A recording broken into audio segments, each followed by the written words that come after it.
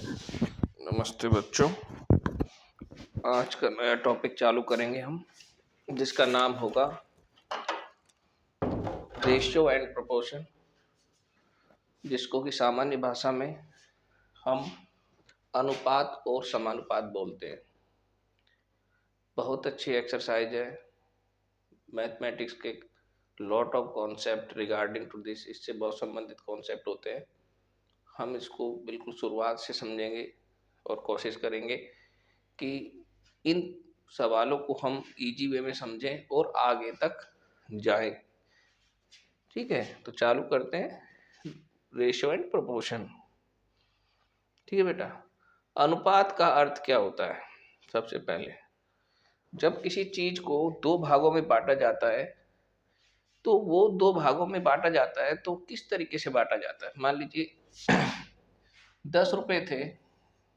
ठीक है बेटा, 10 रुपए थे, एक को मैंने 4 रुपए दे दिए, एक को मैंने 6 रुपए दे दिए, तो मैं बोलूंगा कि मैंने उनको 4:6 के रूप में राशि को बांट दिया।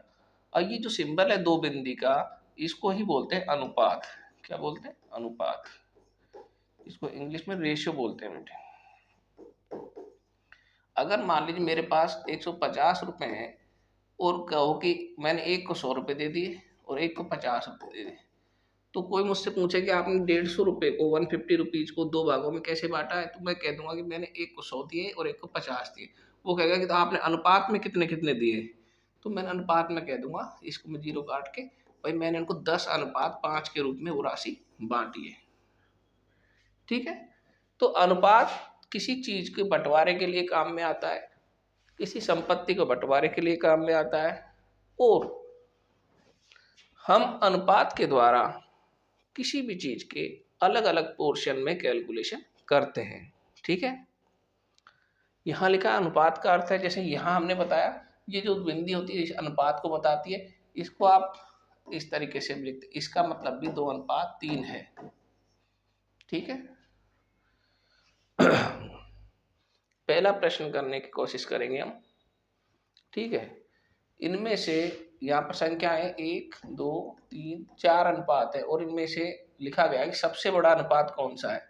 मैं वो ही क्वेश्चन यहाँ पर लेकर आता हूँ जो या तो एग्जाम में आते हैं, या एग्जाम में आ चुके हैं, या जिनके आने की बहुत ज़्यादा संभावनाएं हैं। तो प्रिय साथियों, आप लोग प्रत्येक क्वेश्चन को ढंग से समझें। ये क्वेश्चन का बेस है, आधार है, और इससे आगे के जटिल क्वेश्चन भी सॉल्व हो जाएंगे। देखिए बेटा, 2:5 मैंने कहा, इसको ऐसे भी लिख सकते हैं। 3/4 इसको ऐसे भी लिख सकते हैं, इसको ऐसे भी लिख सकते हैं। ठीक है, 1:2:5 को ये लिख दिया, 3:4 को लिख दिया, 5:6 को ऐसे लिख दिया, 9:10 को ऐसे। अब बेटा एक तरीका तो ये है, ये अलग अलग संख्याएं का एलसीएम ले लो, लेकिन जो तरीका मैं बता रहा हूँ वो अलग है। उसमें मैं एलसीएम लेने के चक्कर में नहीं पड़ना चाह रहा, मैं केवल ये चाह रहा हूं कि इन सब में ऊपर 10 से गुणा कर दो।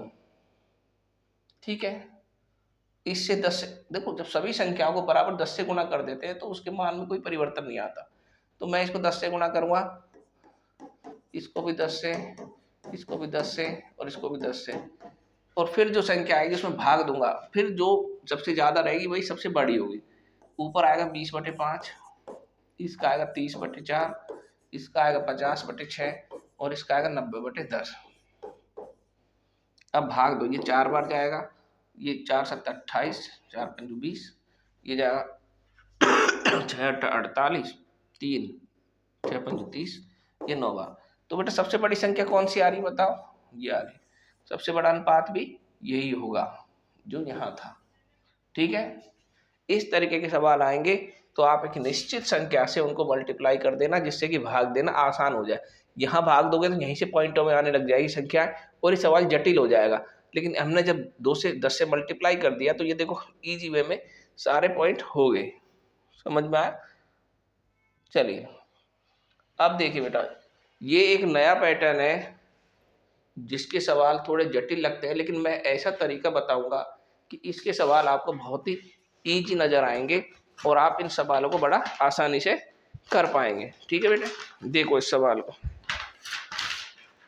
इस सवाल में आपको बताया हुआ है ये बताया ए अनुपात बी अनुपात सी, क्योंकि देखो ए बी और बी सी यहाँ पे लिखा हुआ है, ए बी हो गया और बी सी हो गया। अब देखिए मैं सबसे जो इंपॉर्टेंट बात बता रहा हूँ, यहाँ पर लिखा है 2:3, मैं इसको ऐसे कैसे लिखूंगा, और बी अनुपात सी 4:5, बी अनुपात बी के नीचे बी का 4:5। ये तो आपने आपके सवाल को देख के उतार दिया। अब जो मैं अपना तरीका बता रहा हूँ, वो तरीका जो जगह खाली है उसके आगे उसी को बढ़ा दो, या 3 के आगे खाली 3 बढ़ा दो, या 4 के आगे खाली 4 को बढ़ा दो। अब इनको गुणा कर दो, 4 दूनी 8, 4 दिए 12, 5 दिए 15।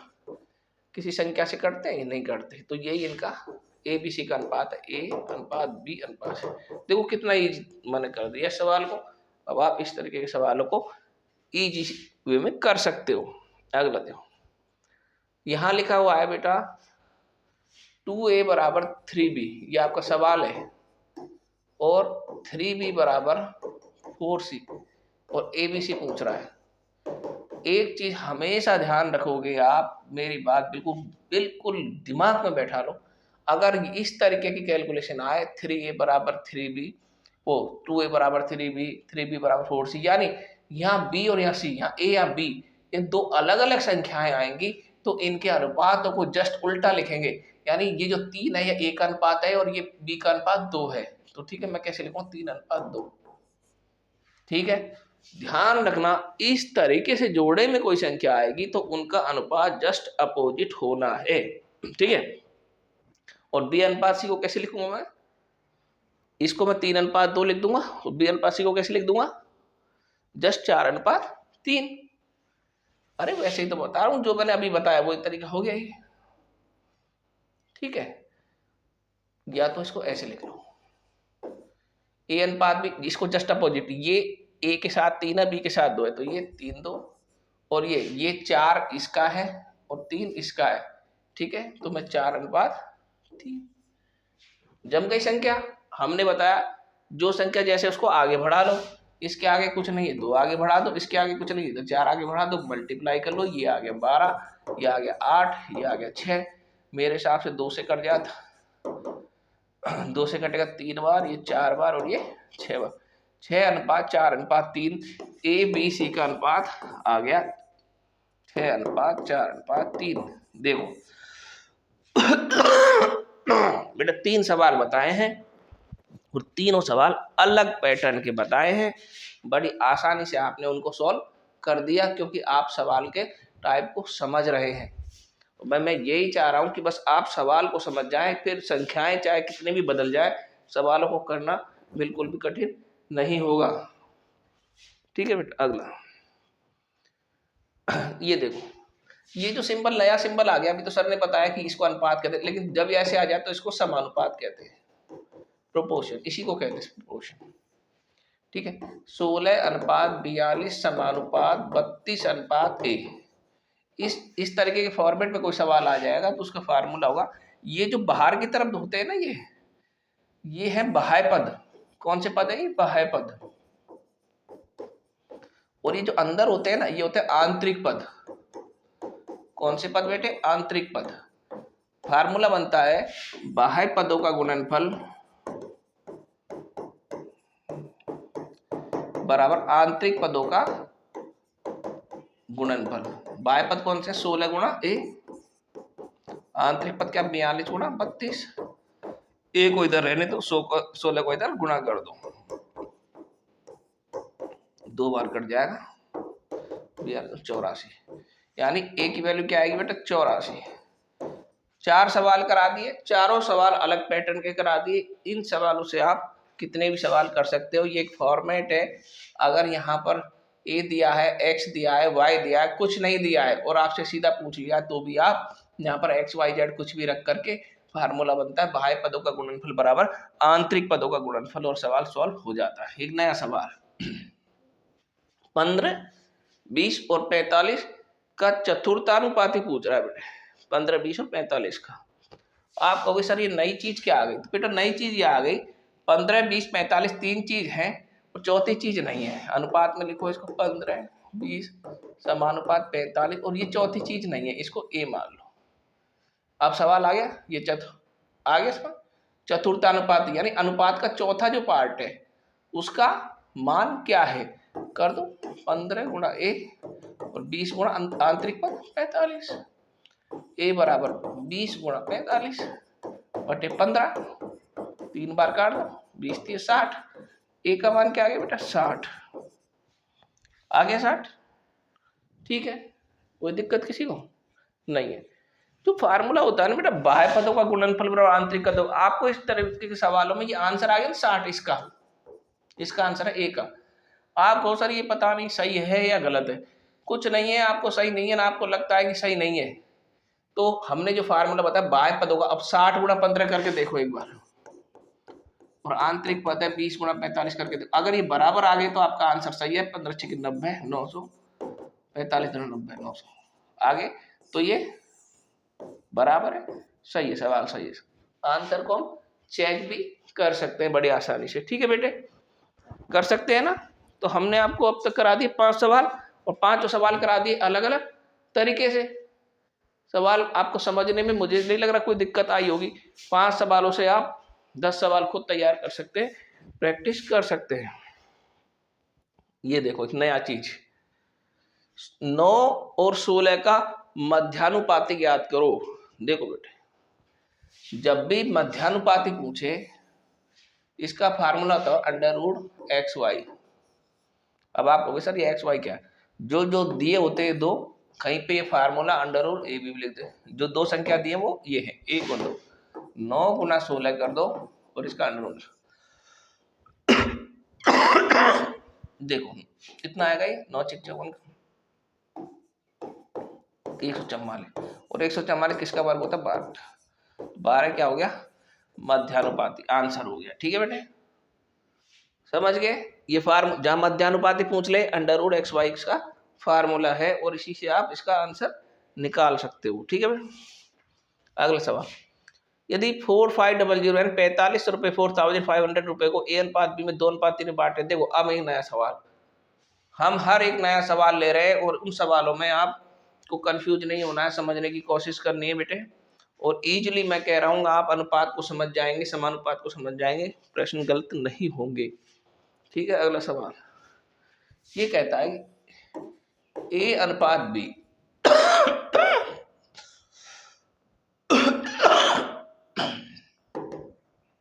आप सारे वीडियो अच्छी तरीके से देखें।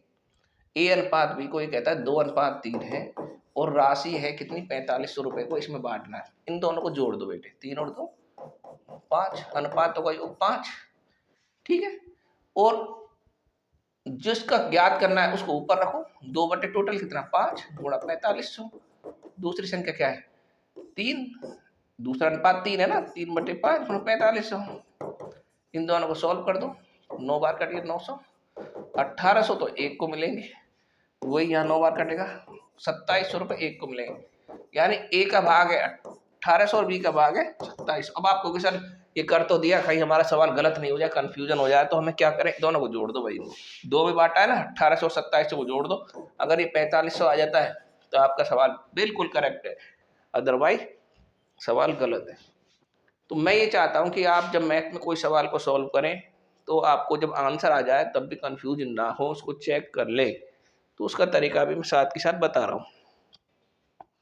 वैसे ही ये सवाल हो गया, एक धनराशि है 3 जनों में बांटनी है, राम में, श्याम में और मोहन में। एक धनराशि को 3 व्यक्तियों में बांट रहे, 3:4:5 में। ठीक है बेटे, और ये कहता है श्याम को 1200 रुपये मिले, यानी ये जो श्याम है ना इसके इसने पैसे भी दे दिए 1200 रुपये। तो राम, और इसका पूछ रहा है, इसका नहीं पता हमें। ठीक है, अनुपातों का योग तो होना ही होना है, सभी में करोगे आप अनुपातों का योग। ठीक है, और आप नहीं करना चाहते हो तो भी आप इस सवाल को डायरेक्ट भी कर सकते हो, इन सबको x मान लो, ठीक है ना, या a मान लो या b मान लो। तो ये इसकी राशि इसने दी है, तो मैं कह दूं 4a की राशि इसने 1200 दी है, खुद ही ने दिए सवाल, और a बराबर 1200 बटे 4 बराबर 300। ठीक है, इन सबको इसको a माना, इसको x मान लो, इसको y मान लो, ठीक, कुछ मान लो। यहाँ a की वैल्यू 300 आई है, ठीक है, a की वैल्यू 300, जो 4a की वैल्यू कितनी हो गई बेटा 4 गुना 300 1200 रुपये। तभी तो आंसर की जांच हुई कि हमारा 300 सही आया कि नहीं आया। देखो यही तो ये कह रहा है कि जो राम है ना, राम राम जिसका अनुपात 3 था, उसको कितना धनराशि मिली। तो हम जब ए की वैल्यू हमारे पास 300 आ गई, तो इसका भी निकाल सकते हैं, इसका निकाल लो। 300 गुना 3 900, तो राम के आ जाएंगे भाई। और अगर यूँ कहते मोहन का निकालो तो 300 गुना 5 कर दो 1500, किसी का भी निकाल सकते हो, बस ए की वैल्यू आनी चाहिए, जो इसने खुद ही ने दे दी, एक का देख के खुद ही ने दे दी। कोई कंफ्यूजन है दोबारा रिपीट करके देख लेना। अगला सवाल देखेंगे। अच्छा सवाल है, अलग सवाल है, कंफ्यूज नहीं होना है, इजी तरीके से सवाल को सॉल्व कर देंगे। देखो बेटा अगला सवाल क्या है। व्यक्ति के पास 280 मीटर लकड़ी का कोई टुकड़ा है, कोई लकड़ी है बड़ी, उसका एक पार्ट है, एक टुकड़ा है, कितना है बेटा 280 मीटर का। और यदि छोटे भाग की लंबाई बड़े भाग का 75% है, यानी जो बड़ा भाग है वो 100 है तो छोटा भाग 75% है। ये सवाल बिल्कुल आसान सवाल है। अगर हम यहाँ छोटा भाग लिख दें और यहाँ लिख दें बड़ा भाग, ये खुद ही कह रहा है छोटे भाग की लंबाई बड़े भाग का 75, ये 100 हो गया तो ये 75 हो गया। अनुपात निकाले तो 3:4 हो गया, इनका टोटल करें तो 7 हो गया। छोटा भाग ये 3/7 टोटल गुणा 280 कर दो, 4 के 12, 120 मीटर का ये टुकड़ा है छोटा वाला। अब आप ये कहो कि सर इसकी जांच तो हुई नहीं, तो आप बड़े भाग की लंबाई भी निकाल दो। बड़ा 4 है, 4/7 गुणा 240, वही 280 सॉरी, ठीक है, तो ये 160 आएगा। अगर हम इन दोनों को जोड़ दें और हमारे पास 280 आ जाए तो हमारा सवाल सही है। तो देखो सवाल में 280 है, हमारा सवाल करेक्ट। ठीक है बेटा, अगला सवाल देखो। सवाल बहुत अच्छा सवाल है, ऐसे भी सवाल आ रहे हैं। यहाँ तो त्रिभुज है, कहीं चतुर्भुज भी हो सकता है, कहीं पंचभुज भी हो सकता है, कुछ भी हो सकता है। हमने ट्रिकोमेंट्री का एक कॉन्सेप्ट लिया है। सिर्फ यहाँ पर दिया है कि त्रिभुज के कोणों का अनुपात 2:3:5, सबसे बड़े कोण का मान बताओ। तो बेटे यहाँ पर हमें ये पता होना चाहिए त्रिभुज के कोणों का मान होता क्या है। त्रिभुज के कोणों का, तीनों कोणों का मान 180 डिग्री होता है। अगर हमें ये नहीं पता होगा सवाल नहीं कर पाएंगे। यानी कि ये जो 3 कोण है 2x + 3x + 5x बराबर 180 है। 5 और 3 8, तो 10x बराबर 180 है, और x बराबर 10 का इधर भाग देंगे तो 0 0 कट जाएगा, x बराबर 18 डिग्री का x की वैल्यू है। तो सबसे बड़ा कोण 5, तो 18 गुना 5 कर दो बेटे, तो आपका 90 आएगा। आप कहोगे सर नहीं सवाल का नहीं पता चल रहा, सही है, तो फिर x की वैल्यू 3 से भी गुणा कर दो। 18 गुना 3 बराबर 54, और 18 गुना 2 बराबर 36। तीनों को जोड़ के देखो, अगर 180 आएगा तो सही है। देख लो 180 है, तो आपका सवाल बिल्कुल सही है। अगला सवाल, ये देखो सवाल है। मैंने आपको अनुपात पढ़ाते समय एक बात और बता दूं, अनुपात हमेशा समान राशियों का निकलता है। अगर रुपए है तो रुपए के साथ, पैसे है तो पैसे के साथ, लीटर है तो लीटर के साथ, मीटर है तो मीटर के साथ, यानी दोनों राशियां अनुपात में समान होनी चाहिए। तो यहाँ पर एक राशि तो रुपए में, एक 50 पैसे में, इसलिए सबसे पहले हम इस राशियों को समान करेंगे तभी अनुपात निकाल सकते हैं। ठीक है बेटे, कुछ भी नहीं है, कर देंगे। एक व्यक्ति के पास थैली में 1 रुपये तथा 50 पैसे के सिक्कों का अनुपात 3:4 है।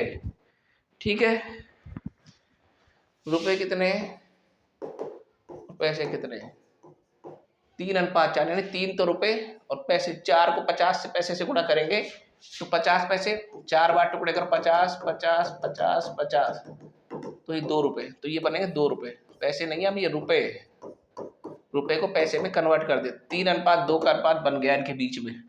यदि कुल राशि 45 रुपए है तो 50 पैसे के सिक्के कितने हैं। ठीक है, तो कुछ भी नहीं है, दोनों का जोड़ कर दो। इसको ए जोड़ के राशि ए लगा लो, बराबर 45। खुद ही कह रहा है 5a बराबर क्या आ गया 45, ए बराबर क्या आ गया 9।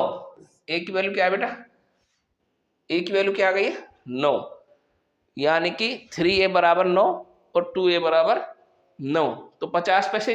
अब इनको आपस में गुणा कर दो। नहीं, ये जो हमने 9 है, जब दोनों को a मान के कर रहे तो इसको जब 2 गुणा 9 तो कितने पैसे आएंगे 18।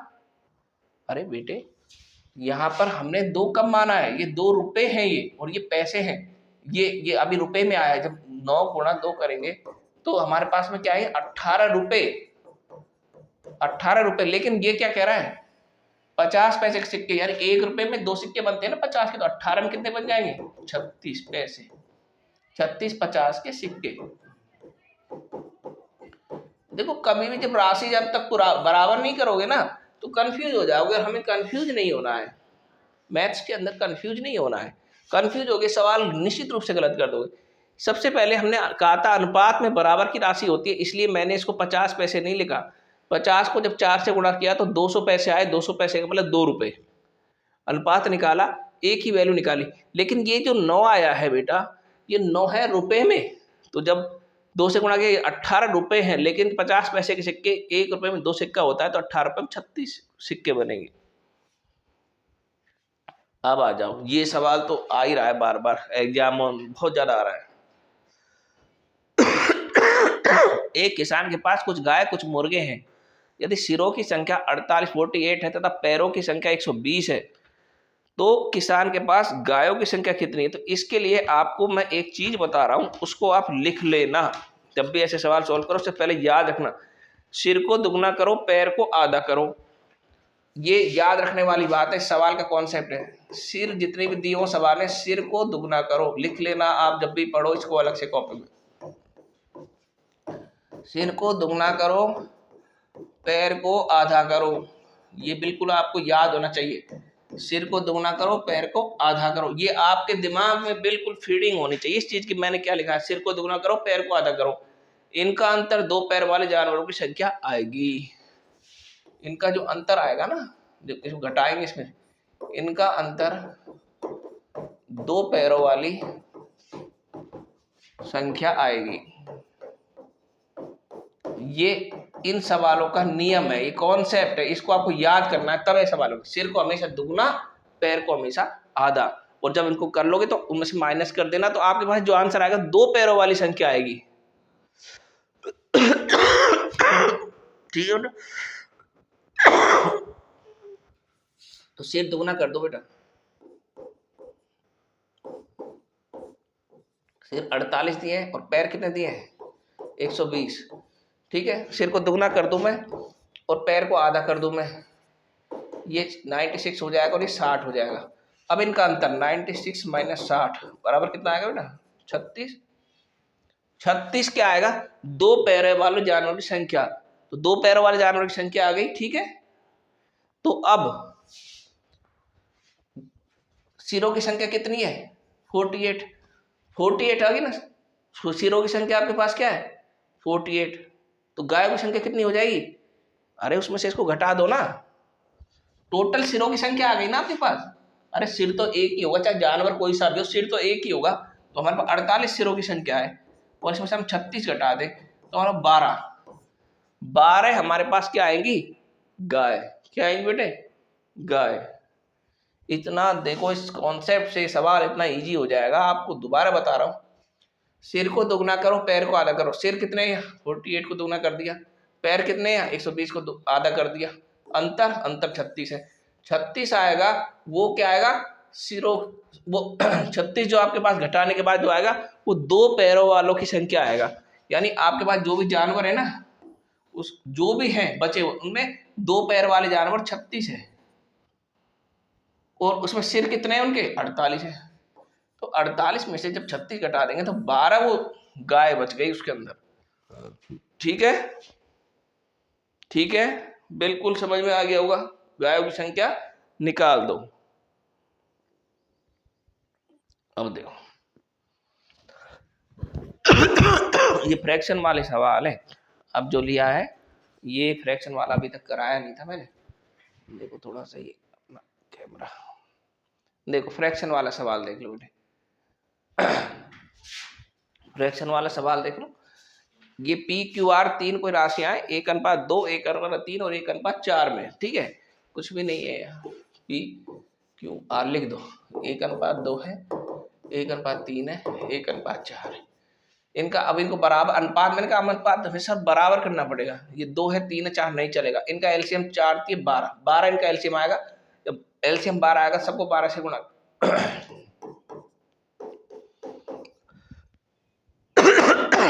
ठीक है, 12 में 2 भाग 6 4 3, ये इनका अनुपात आ गया।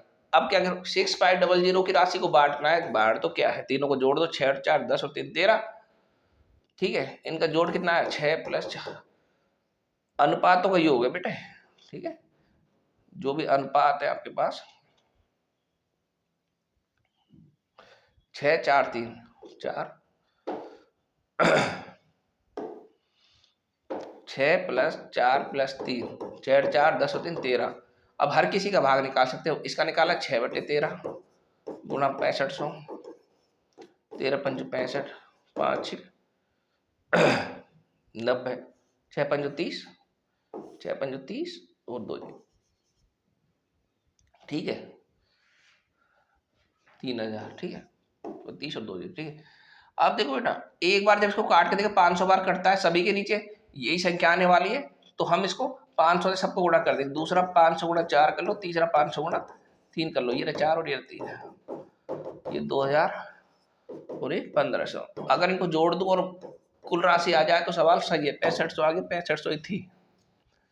ठीक है, आपका सवाल बिल्कुल सही। इस तरीके का अगर कोई सवाल आए तो आपसे चलो एलसीएम लेके इनको बराबर कर। ठीक है, अगला सवाल देख लो एक बार। दो संख्याओं का अनुपात 3:4 है। प्रत्येक संख्या में 5 जोड़ दिया, 3 में भी 5 जोड़ दिया और 4 में भी 5 जोड़ दिया, तो ये सवाल भी हो जाएगा। तो अनुपात 7:9 हो जाता है, कुछ भी नहीं है। तो देखो, मान लो इनका अनुपात 3:4 है, तो इसको 3 है मान लो, और इसमें भी 5 जोड़ दो, और बटे में 4 है मान लो, उसमें भी 5 जोड़ दो, बराबर अनुपात 7:9 हो जाता है। ठीक है, अब गुणा कर लेंगे, तिरछा गुणा कर लेंगे और ये सवाल हो जाएगा। यानी मतलब इसको इधर गुणा कर दो, इसको इधर गुणा कर, 7 × 21 a + 35, इसको इधर कर दो, सॉरी 9 से करेंगे, 9 × 27 a + 9 × 5 45, इसको इधर करेंगे, ये गलत बना दिया मैंने, तिरछा गुणा होता है, 7 × 28 a + 35, इसको वज्र गुणा भी कहते हैं मेरे, तिरछा गुणा, तिरछा गुणा। देखो ये आ गया।